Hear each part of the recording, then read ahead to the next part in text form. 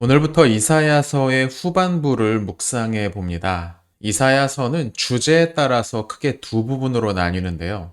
전반부는 유다 왕국의 죄를 지적하면서 하나님의 심판이 내려질 것임을 경고하는 내용이 주가 되고 있고, 후반부는 심판을 받은 유다 백성들에 대한 하나님의 지속적인 사랑, 그리고 회복에 관한 내용이 중심이 됩니다. 그래서 이사야서의 후반부는 바벨론 포로가 된 백성들을 향한 예언이 자주 보이죠. 이때 이 후반부가 시작되는 지점이 바로 오늘 본문이기도 한 이사야 40장입니다. 하나님은 죄악을 심판하는 분이시기도 하지만 동시에 뉘우친 백성들을 회복시켜 주시는 분이기도 합니다. 이사야서의 전후반 두 주요 주제는 이를 잘 보여주죠.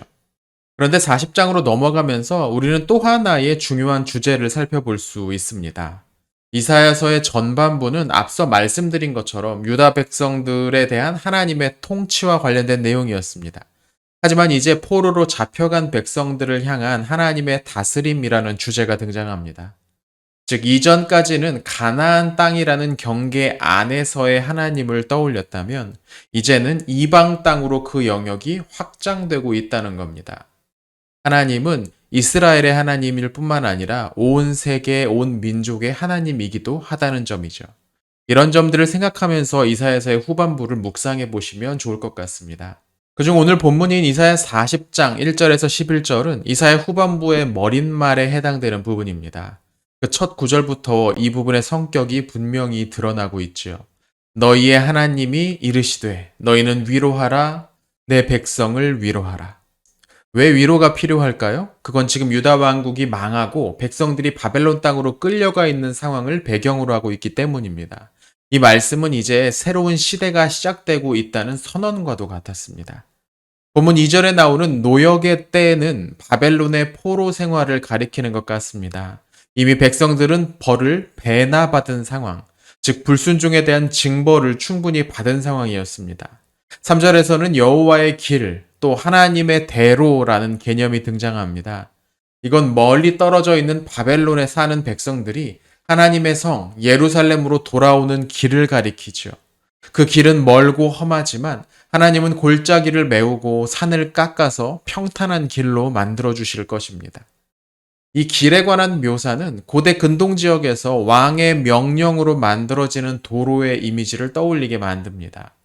이 길은 주로 군사적인 목적으로 또 평시에는 교역로로 사용되었는데요.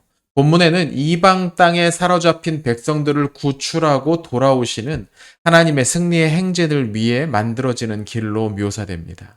하나님의 이 승리, 즉 포로들의 귀환은 하나님의 능력을 보여주는 사건입니다.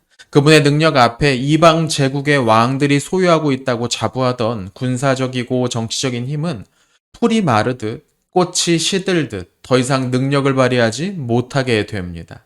끝까지 남는 것은 하나님의 말씀이고 그 말씀을 믿고 따르는 사람들이죠. 하나님은 그분을 신뢰하고 따르는 사람들을 목자가 양떼를 먹이듯 지키고 보호하실 것이라는 내용으로 오늘 본문은 마칩니다.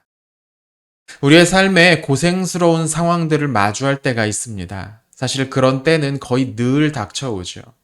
우리가 말씀에 충실하지 못했을 때 돌이키기 위한 징벌일 수도 있고, 또 하나님을 알지 못하는 이 세상의 악함이 믿는 사람들의 삶을 침범하는 순간일 수도 있습니다.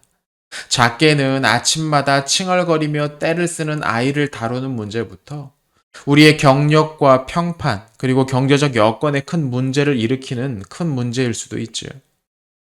목사로서 성도들의 그런 문제들을 모두 해결해 줄 수 있었으면 하는 생각이 들 때가 많이 있습니다.